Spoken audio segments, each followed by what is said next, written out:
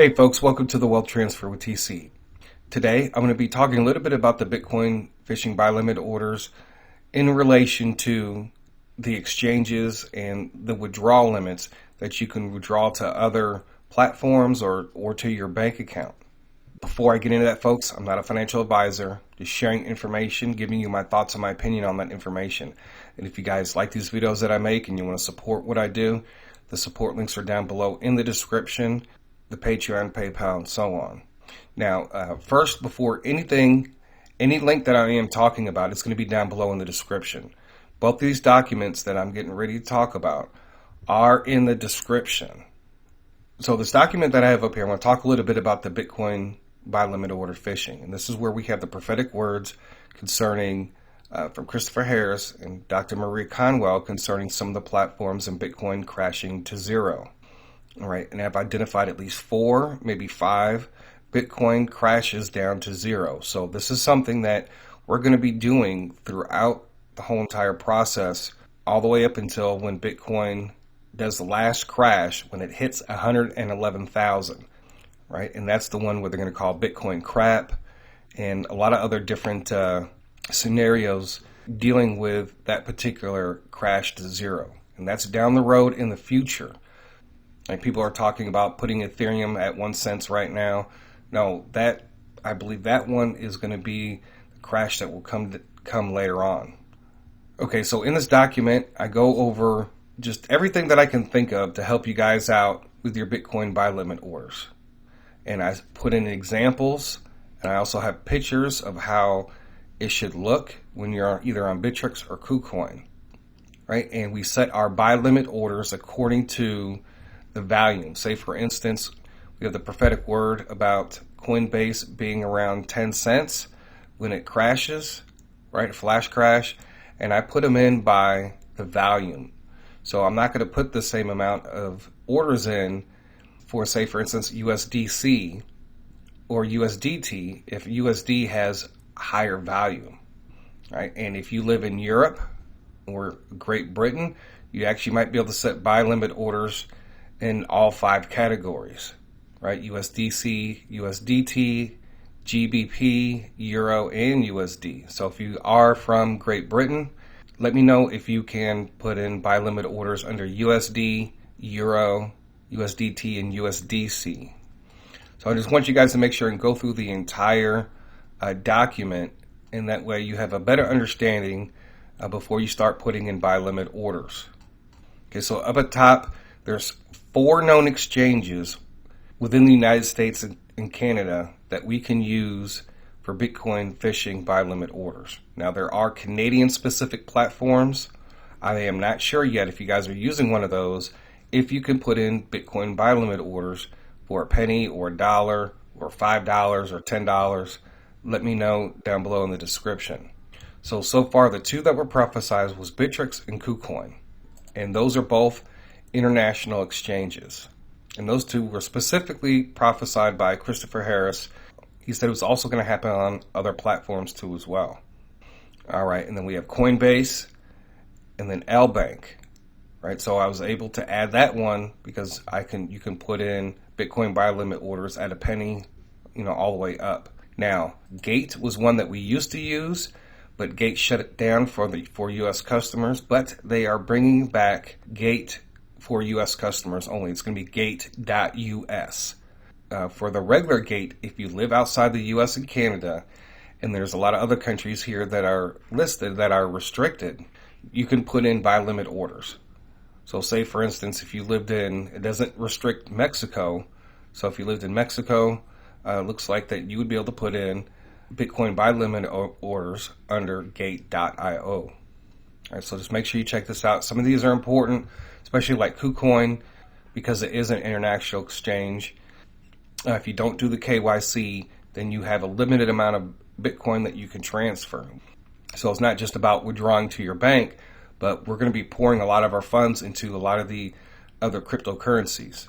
So this is the exchange limit document, which is down below in the description. So we have Kraken, right? That's at 10 million per day, and that's at the top tier. See, some of these are based off of like different tiers and status. So say, for instance, like Coinbase, you have to ask your maximum withdrawal limit to be moved up. So if you got 10 million in your Coinbase that you're trying to get to your bank account, well, $50,000 a day, well, that's going to take some time to actually withdraw all that money. So you would actually have to contact Coinbase. So Coinbase, buy limit orders down to a penny on Coinbase. Dr. Maria Conwell talked about setting them at 10 cents, specifically 10 cents. So we have Binance US, which is $1 million. Now, if you live outside of the United States, you probably have to do the research on that if you've been using Binance. Phemex, the most updated information I could find, that if you're not like a top tier member, it's 2 Bitcoin per day, which we're not doing any Bitcoin fishing on right now because the limit is $10. Right, that you could put per Bitcoin. Plus, I'm using Phemex for contract trading, and so I'm not really too concerned about Phemex so much. FTX.us, tier 1 was 10K per day. It was very difficult trying to find that information. Webull, since they do offer cryptocurrency on there, I couldn't really find any hard information. A lot of people speculate it's the same as Robinhood, which was 50,000 per day. So crypto.com was 2 million a month. And I think that's going to be a platform that's going to be widely used here in the United States here shortly. So hopefully they will get there for U.S. customers, the actual trading platform that like we use on other platforms. Voyager, 25,000K per day. And I understand you can't put any Bitcoin buy limit orders on there. Bittrex, BTC 100 a day, and it also varies on the crypto. If you're fully verified, I believe it's 100K per day to your bank. Right, Kucoin, if you don't do the KYC, it's 5 Bitcoin per day. If you complete the KYC, it's 200 Bitcoin per day. So some of you have told me you have been able to complete the KYC without any problems at all. There's about 4 states that have issues with KYC. So be careful about choosing New York as your closest location, I believe on that. So you want to choose something else other than New York, right? Or Washington or Oregon. UPHOLD, 10K per day. That's the information that I could find in Robinhood, 50K per day. So this is important because, a lot of people don't want to keep a lot of their BTC on Coinbase. One of the things I was recommended was that if you do catch some Bitcoin on Coinbase, of course, one of the first things you're probably going to do is that depending on the price, you're probably going to sell some off for some funds and then also to reset up your Bitcoin buy limit orders, right? And this time you'll be able to set up a whole bunch. It'd be absolutely crazy. But what I am going to do, depending on how many I catch on Coinbase, I will be sending some of those to Kraken. Okay, so now as far as Binance, there's been a lot of negative prophecies about Binance. So the Bitcoin buy limit order really doesn't affect you guys as far as that because we're not doing those. We're not doing that. But it would be an alternative if you're already signed up for Binance to transfer some of your crypto over there to actually transfer to your bank. Coinbase, from what I understand, has an AI system, right? We talked about this in a previous video. Tries to detect as far as like where the Bitcoin is coming from, and if there's any anomalies within your account, which would cause your account to be frozen. So for me, say for instance, like on Kucoin, since it is an international exchange, I wouldn't be sending all my Bitcoin all at once to Coinbase, right? Let's just say for instance, let's say I catch 20 Bitcoin on Kucoin. Well, at most, I'm probably going to only send, 2 to 3 Bitcoin to Coinbase, and I'll probably just send like maybe 1 at a time. Then the computer system, as opposed to just trying to send a whole bunch of, cryptocurrency and Bitcoin and all that, right? You want to kind of ease your way into that. That's just the way that I look at it. If you know that they have an AI system, then you want to start transferring stuff in, but you don't want to transfer in everything all at once, right? Do it over time. Phemex is 2 Bitcoin per day. And I believe that there is a third tier, which I think that, I don't know how much it is per month. It's not very much, but that would change dramatically on Phemex. And I think probably by the time that the Bitcoin buy limit orders come in and all that stuff, it doesn't really matter. I'm just using this for really right now contract trading because they kind of simplify it for you as opposed to some of the other sites. So the contracts that have on there, it's like Doge, XRP, and Tron, and maybe another one. The FTX.US, I don't know too much about that exchange, but I just have it up here for those who might already have that. Now, Webull, since they do have cryptocurrency, and you can't transfer anything in or out, so it's just basically just like buying a stock, right? You make your money and then you transfer it to your bank account. So I've used Webull for a long time, and that just might be easier for people who just want to buy cryptocurrency and just hold it. You don't have to worry about sending it off, to another platform or anything like that. And that would be the same for Robinhood too as well. So crypto.com, transferring, Bitcoin in there. That'll probably be one of the platforms I'll transfer some Bitcoin into. Voyager, now Bittrex, depending on a lot of this is going to depend on how much Bitcoin you guys actually catch. Now, Bittrex, I understand if you're fully verified, you have your bank account attached and all that, 100K per day to bank is actually still not too bad. But all this is going to depend on how much you actually catch.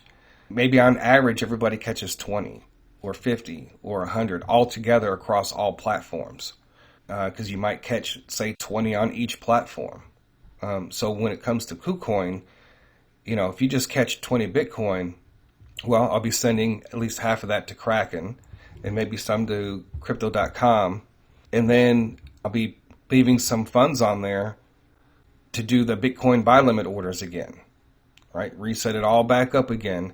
And also the only coin that I'll be actively purchasing on Kucoin would be ETN. Now there's others you can purchase on there that may not be available on other platforms, but I'm just trying for myself to keep it simple.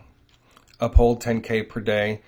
I think for a lot of people, this might have to deal with maybe XRP, if you have a lot of XRP on Uphold.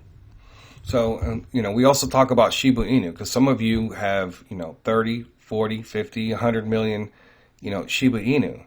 And if you plan on flipping it, right, at all the different pricing points, you'll have to be looking at this too, as well, especially when you want to start transferring to your bank. That's why I wouldn't do any flipping on, like Kucoin. I wouldn't buy any Shiba Inu on Kucoin. And so this guide will help you too, because if you end up with a lot of Shiba Inu, right, let's say at the end of the day, it's reached $1 and you have $100 million. That 10 million on Kraken per day is looking pretty good. And then with Coinbase, you'll have to ask for limits to be increased. So that's one of the reasons why I have Shiba Inu on different platforms. Kraken, Crypto, Webull, Phemex, Uphold. So I know I have it on at least 5 different platforms. Some of these are important because you can attach your bank account too, right? Like Kraken, Coinbase. I'm not sure about Binance US, but I'm pretty sure you can. Webull, Crypto.com, Bittrex, Uphold, Robinhood. So that's going to be important in your overall strategy. So I hope that I'm explaining this the best way in trying to answer some of those questions. So once again, if you catch Bitcoin, let's say on Coinbase, then of course, depending on, where it bounces to, that's going to be important in this whole process.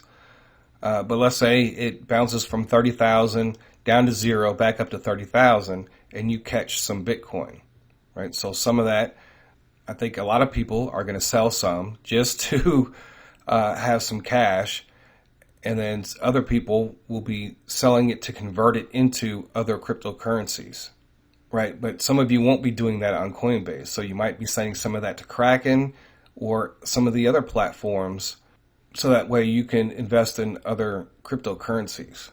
And I think Kucoin is probably going to be the biggest because a lot of people haven't done the KYC, but 5 Bitcoin per day. So if you only catch 20 Bitcoin, well, it's only going to take you 4 to 5 days to transfer all of your Bitcoin out, But some of it I'll be keeping on that platform for more Bitcoin buy limit orders and to put more money into ETN. Because currently that's the only place you can get it. Now that could change between now and then as far as like ETN being added to other exchanges. And the other thing too as well is that some of these places have a crypto card, right? Like I believe Coinbase has one. Crypto.com is really big on that, and so does UPHOLD, right? And I believe Robinhood does too. And so let's say you've maxed out your limit on withdrawals. Well, you can use your crypto card, which all of them have limits, but you can at least still use your card if you need to take out additional funds, in which there are maximums on that too as well, on how much crypto you can spend on your card. So hopefully I have answered a lot of your guys' questions on this, and strategize as far as your plan, not just for the Bitcoin buy limit orders, but also Shiba Inu as well. Because when Shiba Inu takes off, and if we follow the pattern, and maybe you only have 20, 30 million Shiba Inu, and by the time you're done with this, you might have 200 million or 300 million Shiba Inu. And so this is going to be important and a guide to kind of help you figure out a plan at that point in time.